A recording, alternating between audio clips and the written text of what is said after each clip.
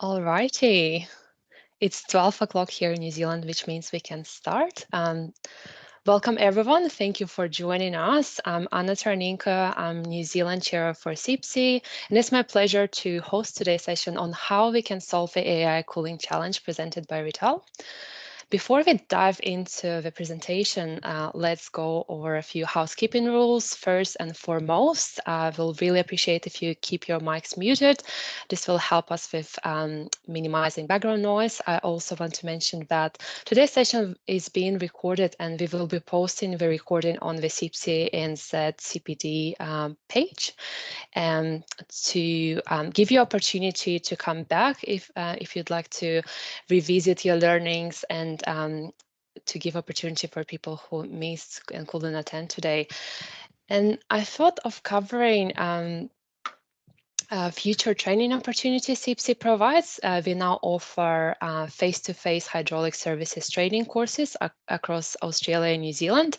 The next one is on the 30th of May in Adelaide.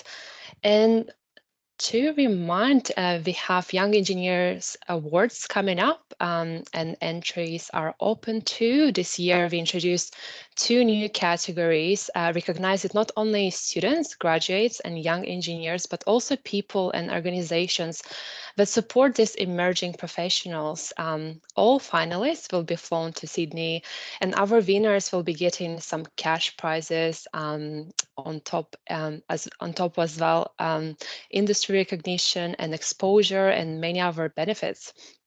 And this year's awards are based on how AI will impact the building services industry, which is very much in line with today's topic. And I hope that you'll get some inspirations from this session, which you can use for your application. Next up, we have ARPS 2024 coming up. The full seminar program is now live. And if you are in Sydney on the 28th to the 30th of May, you must come along because it's the largest exhibition on its kind in the Southern Hemisphere. CIBSE will have a stand 418.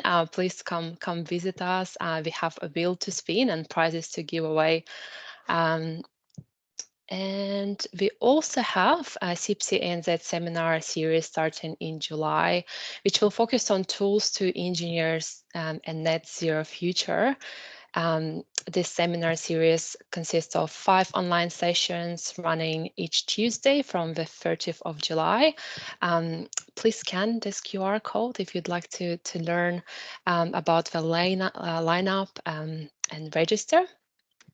And last thing, I'd like to thank our sponsors, Cyber Recruitment, for supporting CIBSE ANZ annual program of technical seminars and young engineers networking events. Cyber Recruitment Group provides permanent and temporary recruitment solutions in Australia and the UK across the design engineering industry.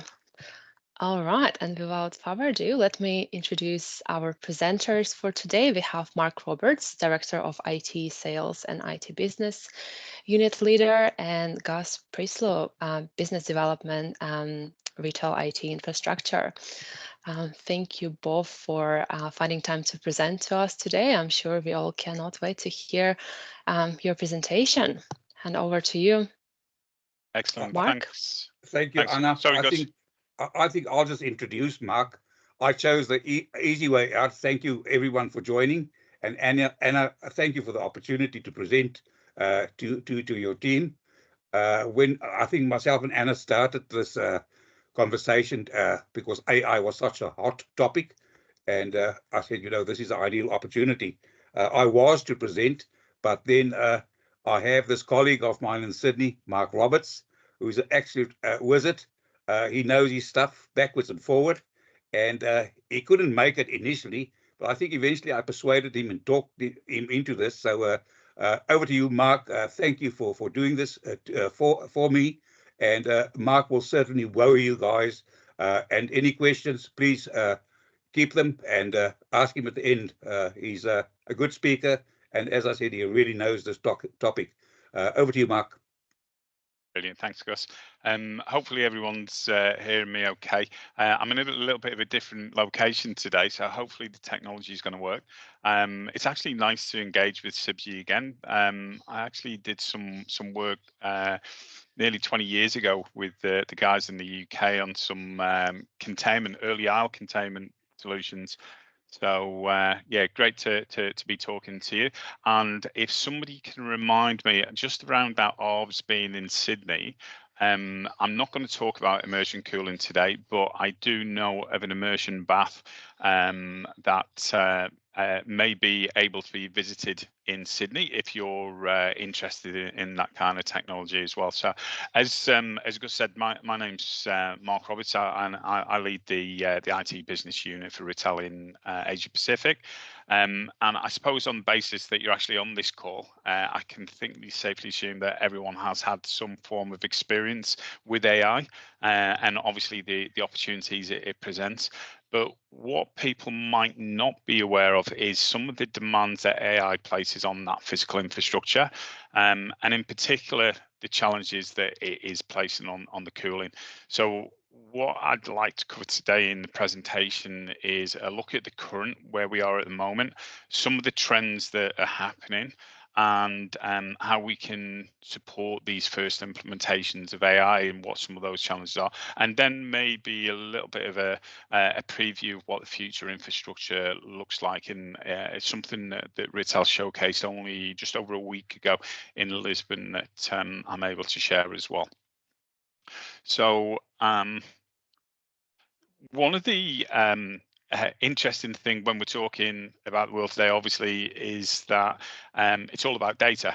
But data in its raw format is absolutely useless. That data needs to drive insights, and those insights help us to build intelligence and ultimately drive actions. And when we talk about data, we're often referring to the 5 V's. These are the volume, which is essentially the size and the amounts of big data that companies manage and analyze. There's the velocity of the data, that's the speed at which the companies receive the data, how quickly they need to store it, and also manage that data. The variety and the different sources of data, whether that be internal, external, structured, unstructured, or raw data.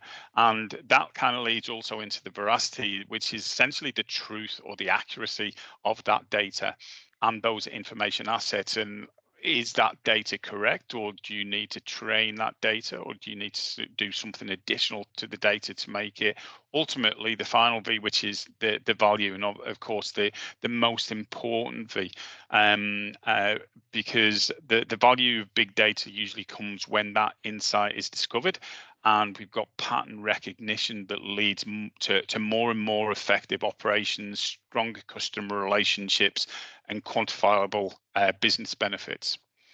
So hopefully this comes through. Okay, so we've all seen the kind of infographics where we see how much data and the volume of data that is being generated every second. I think they kind of update it either annually or semi-annually because it is changing so big. But one of the things that isn't recognized is the speed at which data loses value for an organization. And as you can see in one of the recent surveys that IDC did, they actually identified that 50% of enterprises, the value of their data was lost within hours. Okay, and then 13% identified that it was being lost in a matter of minutes. And I'm going to share an example later on that is actually based in Australia and New Zealand, where the value of that data is a matter of seconds. So with that in mind, it kind of makes sense, therefore, that we're then seeing the organizations turn into AI to create differentiation and also capture value from that data. But perhaps most interestingly is that 89% of these organizations need some form of support in scaling those AI models, because I'm sure what you've seen, we're only at the beginning of this journey, and it's evolving at an accelerated pace. So just to, and I know Gus gave me some big raps on this, but I am definitely not an AI expert. I understand some of the fundamentals, and probably the key points in my own learnings really was to understand the two key stages, which is the training and the inference, or the inference sometimes is referred to as the actual implementation. So to understand the challenges in scaling the models, it's important to understand those two different stages. And when we're talking about training, this involves supplying the models with millions, if not billions, of data sets, and that data is then trained over many cycles and retrained when the information when new information is presented. I always use the example of a cat, so I don't which is kind of strange because I'm a dog person, but if you think of trying to identify a cat and not a dog, then you've got to feed in all of these different pictures of cats, but not just the different breeds of cats, the colors of cats, maybe cats with tails, without tails, up trees, sometimes next to a dog, sometimes next to another animal, in the wild, in a house. So this is all the kind of information that gets fed in. And as you can imagine, there's huge amounts of calculations and volumes of data being consumed there. One of the key outputs of that is, of course, the impact on power consumption. And one of the last major studies on power consumption with AI was back on GPT-3. We just about hit GPT-5. So, and as you can see here, the actual power consumed was just short of 1,300 megawatt hours to train that model, and that's the equivalent of 1,450 US homes per month. So you can see we need a lot of power to actually deliver these solutions and train these solutions. And at the end of the day, we're only talking about one large language model in this particular instance. So when, as I mentioned, inference is that process once it's trained to deploy it and to get it into making decisions for the organization. And that might be making predictions on new data, or to solve problems, or with generative AI to create new things. So once you've taught that machine, you have to recognize certain patterns. You allow the machine's obviously going to go away and do that automatically without intervention. And again, there's not as much data on the studies of the power demands at the inference stage, but what we do have is some data from Google. And Google actually has 9 billion searches done on their search engine every day. Okay, and the traditional Google search, you see from the figure there, was less than 1 watt hour. It was actually more like 0.56 watt hours. So for the really nerdy, geeky among us, it was around there. But now, as I'm sure majority of you would have experienced with AI-driven search, we've actually taken that figure but up by a factor of 10, and maybe even a little bit more.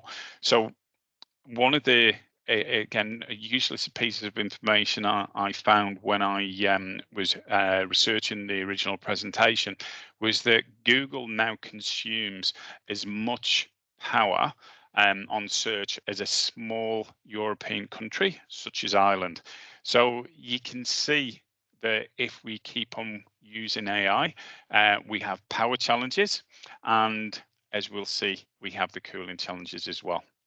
So what's creating this high power consumption in the models? Well, simple, really. It's down to the requirement for high the amount of data that needs to be processed, and to be processed in a very timely manner. And again, I'm not a chip expert, but the guys at Intel and Nvidia and AMD have put out a number of papers around the requirement and the need to use the architecture of GPUs as opposed to CPUs. But we're also seeing CPUs increase in their power consumption as well. And I'd also put a caveat that is emerging at quite a fast pace, that memory is also, which is heavily aligned to the chips and the GPU specifically. The memory is becoming more and more of a challenge as well. So that needs to be taken into the equation. This just gives you an example of what's happening, the kind of GPUs, and I won't go into the granular level, but we can see exactly what's happening in terms of the trend. And PCIe GPUs tend to be used in high performance compute. The SXM GPUs from Nvidia, they're one of the main, or have been one of the main data center GPUs in action. And I'm sure that many of you guys will have heard about the new Blackwell chipsets coming from Nvidia, which are going to be a kilowatt. And also interestingly, the Intel have launched the Gaudi 3, which you can actually overclock to over a kilowatt. So when you consider that there's not just one GPU in a piece of equipment, then you can see where the power density and the cooling challenge is starting to emerge. So some of you guys might have seen this particular graphic from ASHRAE, and this is just a position where we're seeing the boundaries around air cooling. So of course, forever and a day, we have been using air cooling. Interestingly enough, for those old enough of us, liquid cooling is nothing actually new, going back to the IBM mainframe days. But predominantly we've been using air cooling, and it's well known, and we know the boundaries of it, and where we can get to. As you can see, when we get into around the 400 watts per CPU, we're getting to the edge of where it becomes economic and also viable as well. And you can see at the bottom part of the diagram where we're starting to see liquid cooling really starting to take over. Where we're at the moment, and even at the recent Nvidia conference, they've got hybrid chipsets now. So that basically means it is possible to air cool chipsets, or some chipsets, but very much moving into the future with the evolution.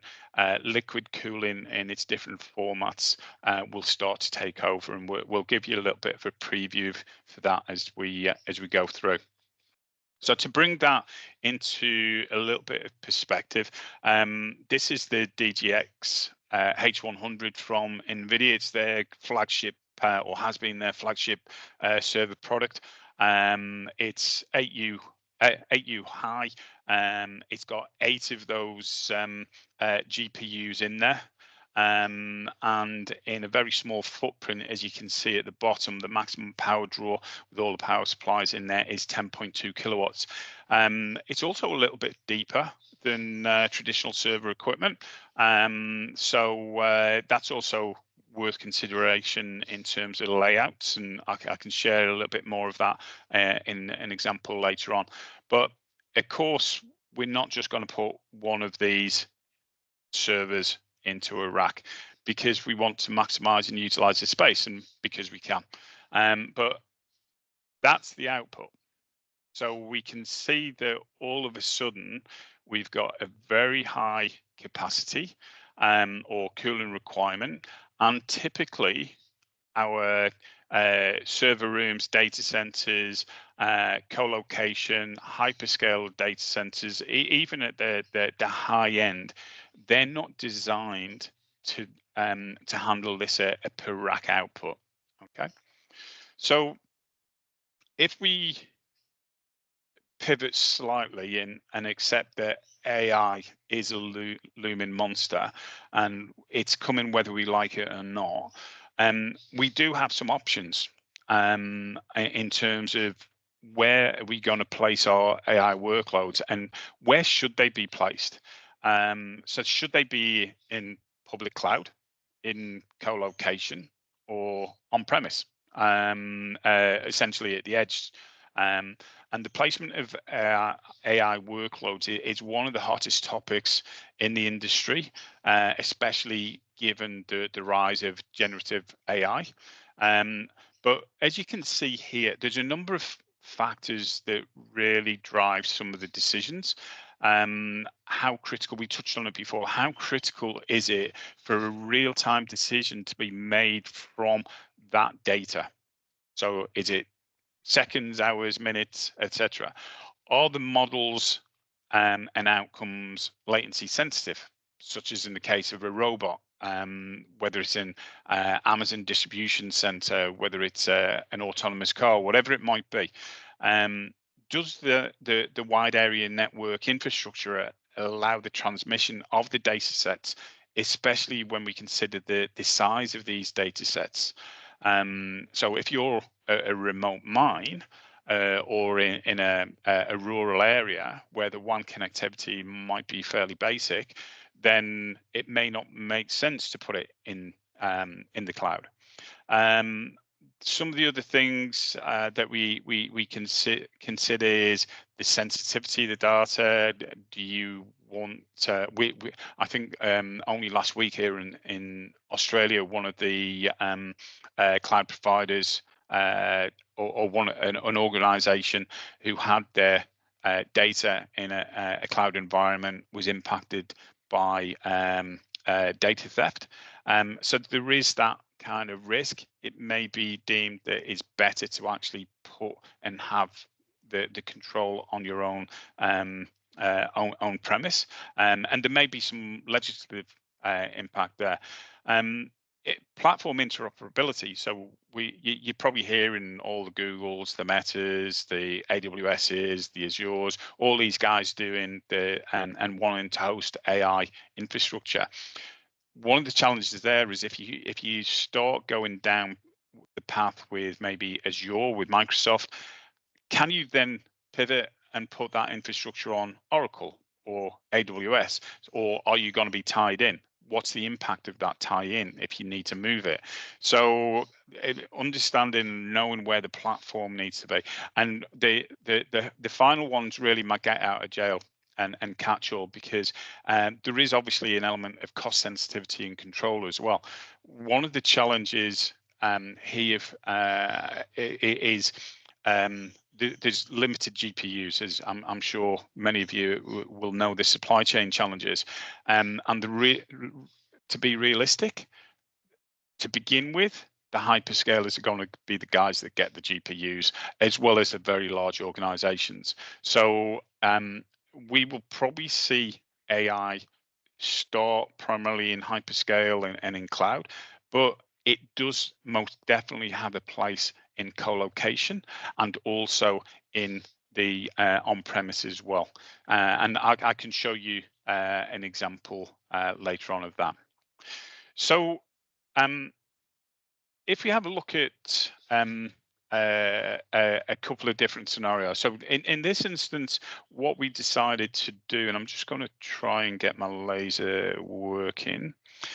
What we decided to do was look at how we can deploy some high density racks into an existing data center. This is actually modeled on, it's not a real facility, but it's taken the actual basics of a hyperscale data center. And what we wanted to do was to put in a number of racks at 40 to 50 kilowatts. The key thing to understand here is that hyperscale probably being the most power hungry at the moment, they actually design to about 20 kilowatts per rack. Okay, and typically the cold aisle temperatures at 25.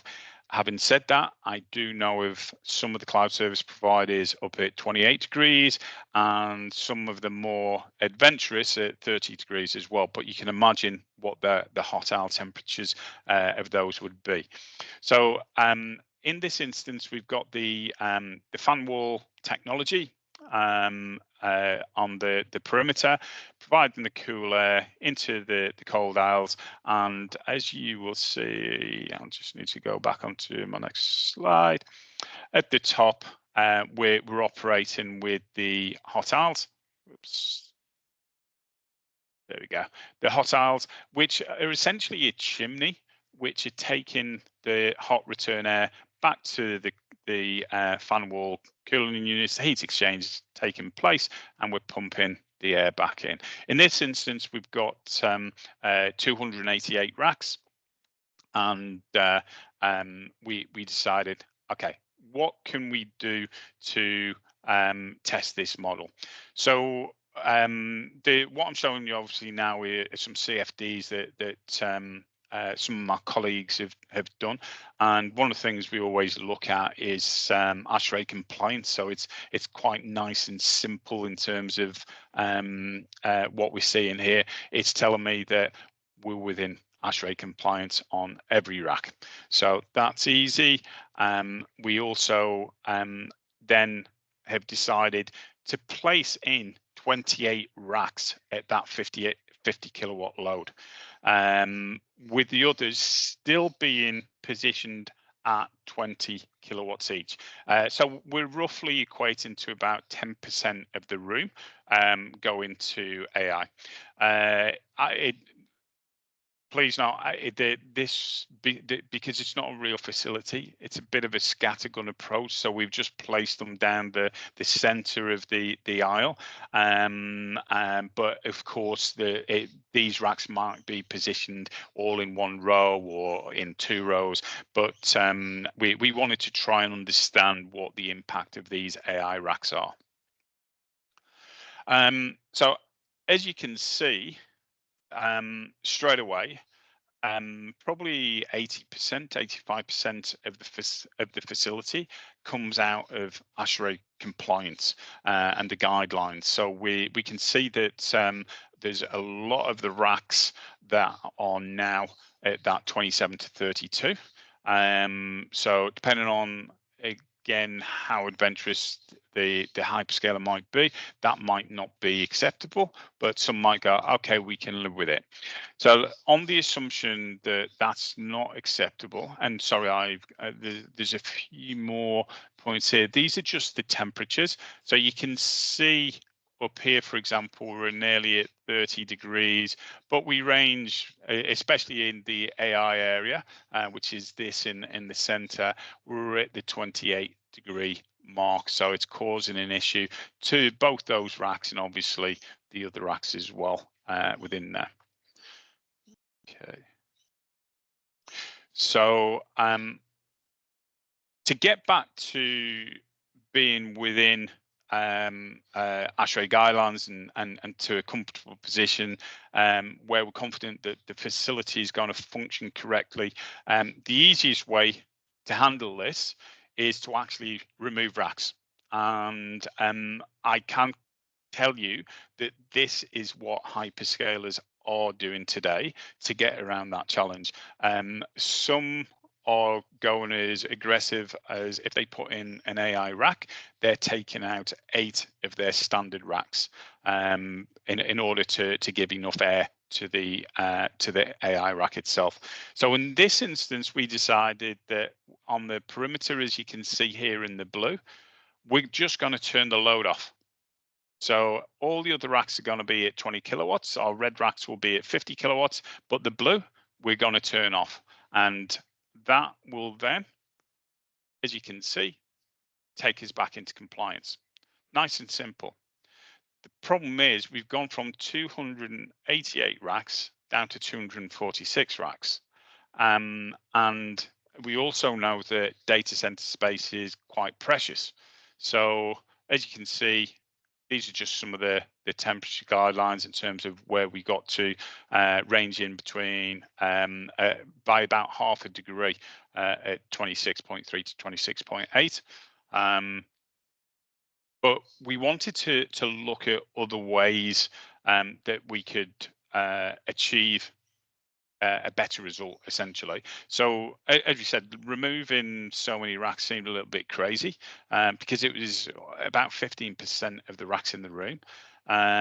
So one option that we have in our own repertoire is to deploy the 50 kilowatt racks that are full in and make them fully enclosed, and to attach an in-rack cooling system. So whilst there might be a small amount of heat transfer through panels and doors, we're essentially going to create a completely separate environment where those in-rack cooling systems will be looking after that very high density load. In a model, you can see the 50 kilowatt racks are actually shown as being 900 wide. So you can see the original 600 wide rack here, but then we've got additional space for the in-row cooling, or sorry, the in-rack cooling. So we've tried to not do anything different in terms of the numbers. But what you can see is that we're now able to get back to 274 racks. So we've got a better method of actually deploying these high density environments. This is the ASHRAE model. As you can see, where as you would expect, if we essentially get rid of all of the load in those racks, and this is why they're shown as white, because that load isn't essentially in that room anymore. It's being treated in its own environment. We get back into compliance again. Just get back to my slide. Sorry, it doesn't want to go. There we go. Cool. And you can see then the temperature deviation from just under 26 to 26.3. So very, very closely controlled in terms of that temperature deviation. So the impact obviously is that we've rescued a significant number of rack capacity. Some of the challenges, however, is that you have to get the water to the actual rack level. But even when we start talking about the next generations, we know we're going to have to get facility water down to the tile and down to the rack level itself. So we when we're talking these loads, we haven't got many places to go. This was obviously done with servers and modeled on servers that can still be air cooled. And as we saw from the information before, we are starting to see that inflection point. But today, if people do want to deploy high density AI loads, it is possible, still possible with air, and there are solutions out there to address that. Okay, so we've kind of looked at that big end of town and the kind of hyperscaler and co-location, but as you can see, Gartner's actually predicted that 50% of data will be created and processed outside of the traditional data center or the cloud environment in the future. And much of that data will actually be processed by AI models. When you look at the different applications, it's almost endless in terms of the opportunities for edge AI. And in the field of energy, you've got energy supply, obviously being without energy can have catastrophic effects.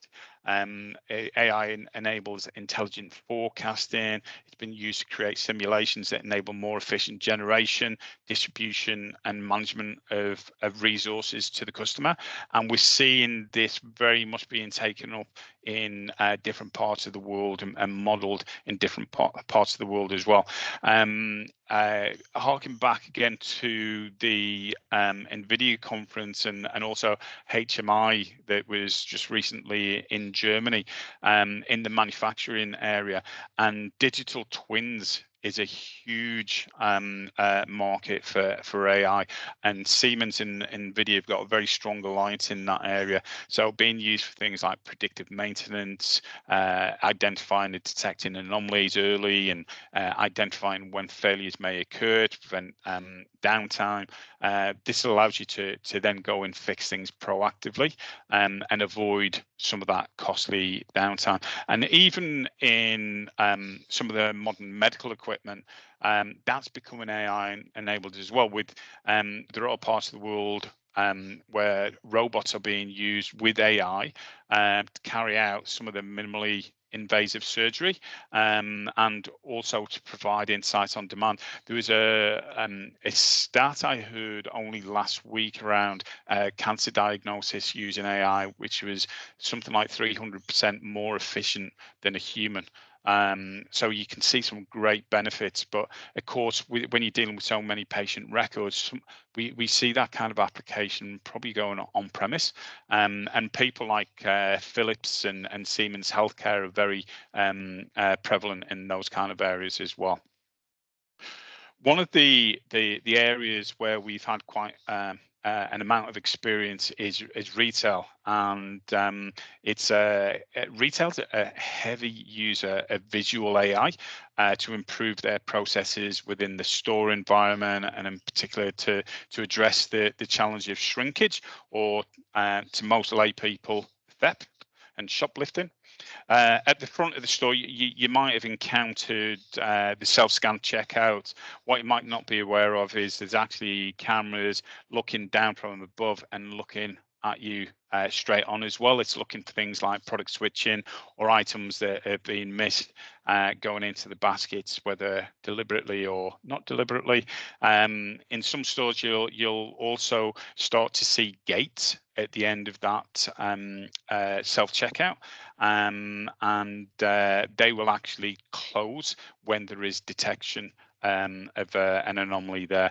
At the back of store, they're also using visual AI to monitor stock movements and automatically update inventory and the management systems, whether they need new stock to be ordered and to come in. And also on the shop floor, I'm not sure about New Zealand, but certainly in Australia, there's a couple of the supermarkets that their staff wearing body cameras now. Especially if they are working in those self-scan areas where they have to challenge a customer because they're not doing the right thing. So for protection there, that's being done. And of course, for other things like it, people are in some of the aisles and they're recognized because they're on a system and all those kind of things. So AI is definitely a big area within retail. And one of the retailers that we've done some work with in Australia, we were asked to support a deployment of AI servers at store level. And the equipment was being placed into a small office environment with people working in that office much of the time when the store is open. They identified that the total load was going to be about between 5 and 7 kilowatts. But one of the things for the people that have never heard a GPU running AI applications is I use the phrase screaming like a banshee. That's what it sounds like. So there was some significant health and safety issues around the actual noise and how to handle that. So one of the things that we did, and I'm just going to, because I've got a little video. Oops, sorry. Just want to hopefully show a video as I'm talking here. So one of the things that we did was a self-enclosed rack. You can see it's right up against the wall. Because the noise was a challenge for them, we put everything in a sealed rack. And within that sealed rack, you can just, if I get my laser pointer again.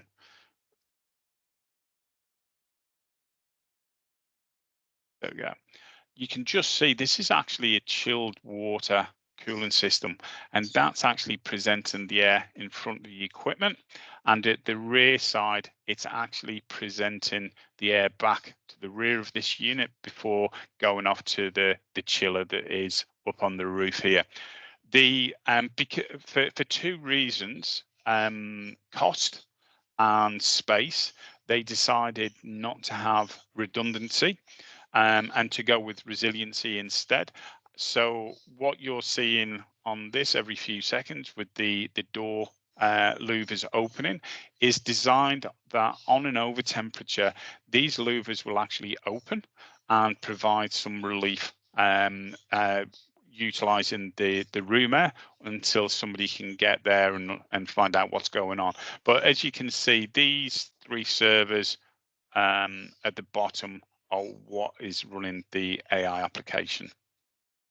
Okay, so let me keep going with that, get rid of that. So what does the future look like? And this is a bit of a preview. This product set is due to launch at the end of the year. And what we're seeing in the market at the moment is there's two primary technologies, direct-to-chip cooling and immersion cooling. Immersion cooling is probably 3 to 4 years away because there's some additional challenges in terms of the IT and how to maintain the application, things like signal integrity when the whole of the equipment is put into an immersion bath, and material compatibility as well. That's all being worked on, and it will come. There's no doubt, but it lags slightly behind the technology I'm going to show to you here, which is the direct-to-chip cooling technology. This is basically going to fit into two key areas: liquid to air solutions and liquid to liquid solutions. And to just explain those very briefly, and to highlight one thing right at the beginning, direct chip cooling only cools the chip. Okay, now that might be multiple chips or GPUs on a server board, but it is only looking after the actual CPU or GPU. What that means is that you're only getting rid of 70 to 80% of the heat with the liquid. Now that's still significant, but it should be noted that you still need some supplementary cooling solutions to go with direct to chip. So that is something I'd point out straight away. So in terms of the liquid to air, this is one area that I struggle with to begin with, which is basically these solutions we are starting to see deploy in existing facilities, and in facilities where we can't get liquid to the tile, okay, or water to the tile. In this instance, what we're actually doing is what I showed before, and taking out lots of racks in order to accommodate a high density load. So in this particular instance, a 60 kilowatt load. And the question becomes kind of, well, why are we doing this? And it's actually quite simple. It's because these next generation of servers cannot be cooled by air. So the only way that we're going to actually cool this equipment, whether we like it or not, is with liquid that is being cooled by the traditional fan wall technology or in-row cooling technology and presenting air into these side coolers, or for the smaller solutions, we have some opportunity with rack cooling or rear of rack cooling. So that will provide the supplementary cooling in this instance. So that's the liquid to air. What most people will anticipate with direct to chip is liquid to liquid cooling. This is a whole different subject, and I think Rital would be more than pleased to do a full presentation just on this stuff to you. But the idea here is basically we either have the cooling unit within the rack itself, or we have it in a row. And I'm going to show you a couple of videos in a moment to explain them in a little bit more detail. But when we're talking in the rack, these 4U systems here, we can get 30, 60, or 100 kilowatt modules, and these will basically present the fluid, and the fluid is typically a propylene glycol at a 25% ratio. There are some it's some research and development being done PG 55, but the main one being used at the moment is PG 25. That's a dielectric fluid, which means that if anything goes wrong, it doesn't matter because it's not going to cause any issue for the IT itself. So the liquid comes out of the unit at the bottom. It goes into some manifolds. You can just about see some of the manifolds here.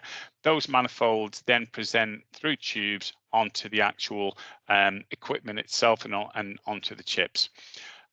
For bigger systems and we expect a lot of AI solutions to be done in the hundreds of kilowatts rather than the tens.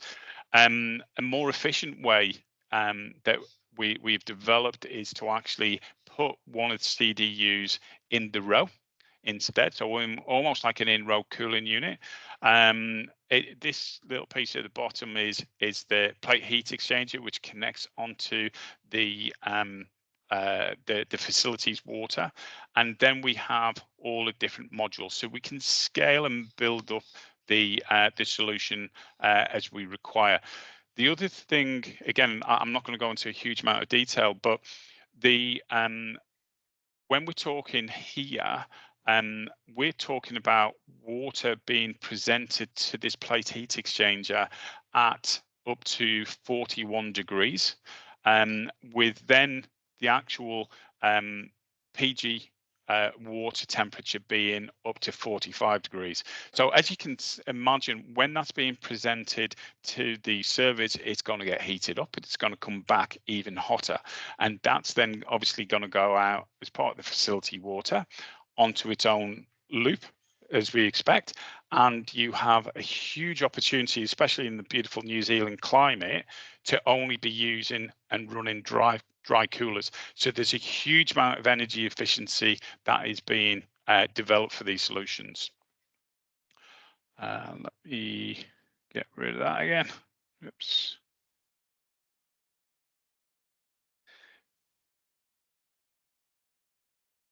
So I'm just going to play a couple of videos to show a little bit more detail on those.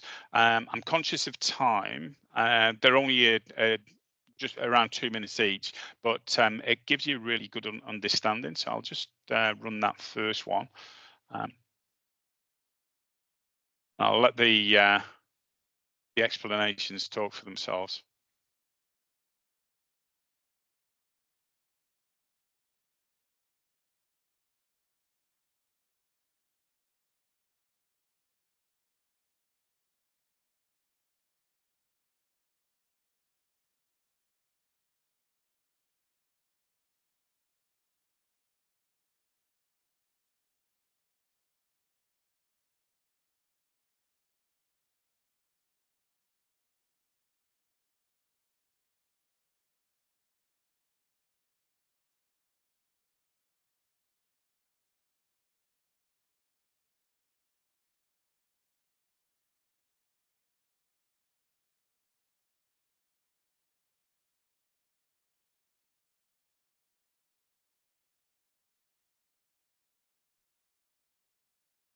So that's the the baby, if you can call 100 kilowatts a baby, and this is the bigger one.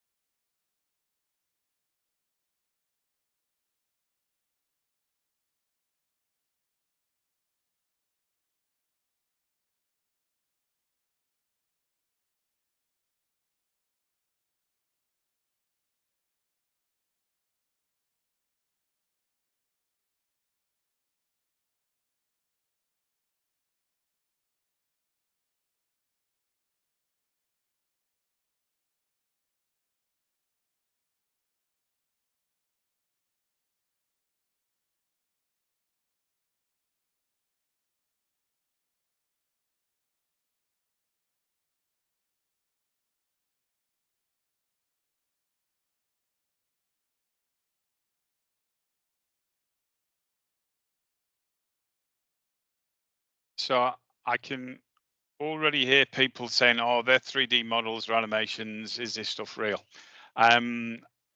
This was showcased at the OCP Regional Summit in Lisbon 2 weeks ago, and essentially stole the show. It's one of the first of its kind anywhere in the globe. And as you can see, it's definitely real. It's actually in testing at our headquarter in Germany at the moment. So, and you can imagine how challenging it is to test a 1 megawatt cooling system. We're bringing in a tanker of fuel a day to run the generators and to perform the testing, and this will be launching into the market towards the end of this year. So this is definitely an area that is happening and is only going to grow into the future as well. So one of the things that you might have noticed during the videos is some mention of DC in terms of power, and OCP is a collaborative platform for infrastructure vendors and server vendors, network vendors, that was brought together by Meta Facebook a number of years ago, for people to look at how to make IT more efficient and effective, and address cost as well. They use a lot of DC in their solutions. So, and I can tell you that we work with a number of hyperscalers just on their rack business currently, and a lot of those guys are going to 48 volt DC buzz bars in the back of the rack. We see and have requests for 600 amp buzz bar in the back of the rack, 48 volt DC, and we're also being asked from some of the latest guys for 1400 amps in the back of a rack. So you can imagine the power consumption in these racks, and how the industry is trying to address it and to work with it. So hopefully that was of some interest for you. So in summary, you can certainly say AI, the hype is real, and we have reached the tipping point. We can still do some air cooling for some of those AI loads where the chipsets allow us to. But we're being told by the large data centers and enterprises, they're being caught out, and they need to look at ways at how they're going to update their existing infrastructure and to deploy new infrastructure. As we touched on, AI will be deployed everywhere. My prediction is primarily cloud to begin with, but it will quickly come into co-location and into on-premise for the reasons we mentioned. And the 40 to 50 kilowatt racks that we're talking about, to tell you the truth, we're seeing and being asked to deal 100, 150 kilowatt racks. So 40, 50 kilowatt racks of today with AI will quickly be surpassed.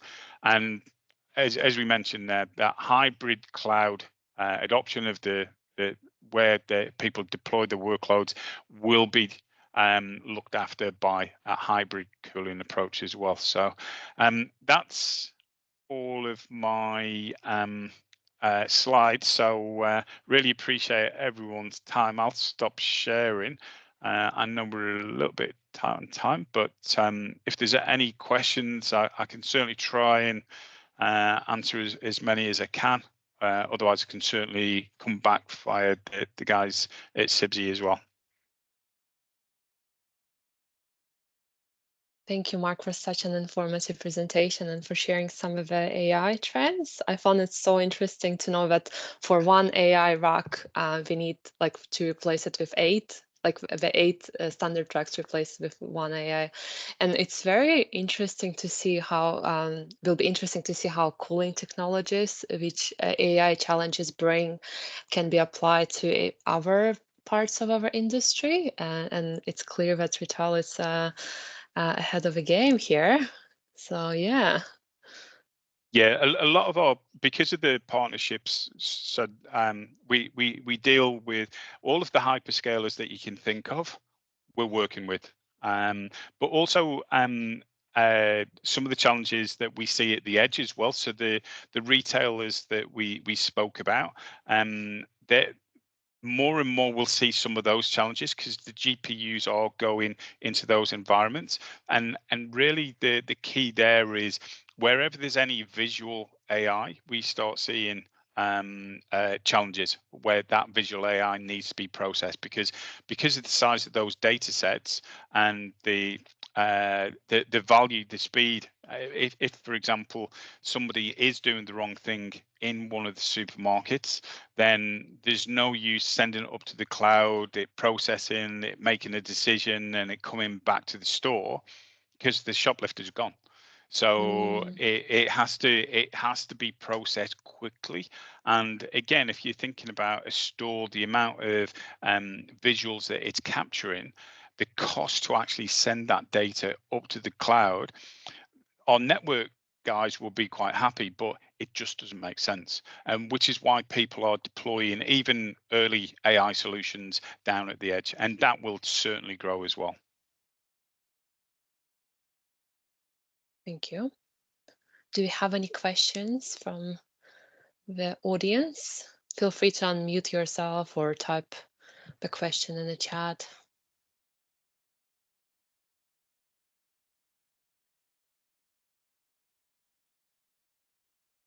I hear the silence, which means that we perhaps can wrap up. If you guys have questions, you can contact Mark directly. I'm sure he'll be more than happy to help out. And yeah, as mentioned, this presentation will be available on our CIBSE website. Thanks, excellent. Everyone. Thanks, Mark. Thanks all. Thank you, Anna. Thank you, Mark. Bye-bye. Bye. Thank you, Mark. Thank you.